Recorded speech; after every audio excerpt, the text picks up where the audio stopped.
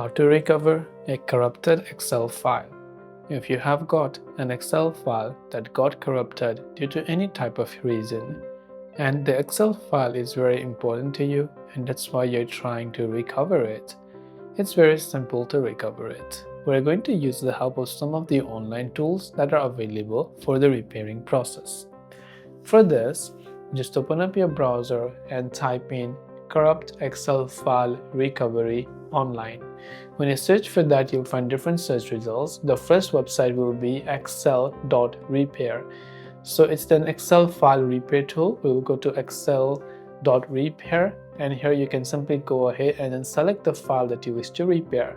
Click on the select file button, navigate to the folder where you've placed the Excel file, and once you've installed it or maybe you went ahead and uploaded it, click on next step and it will repair it, and then you'll be able to go ahead and then download the new recovered file.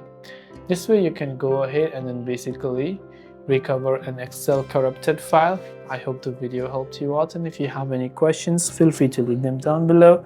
Thank you for watching till the very end of this tutorial, and see you soon in the next video.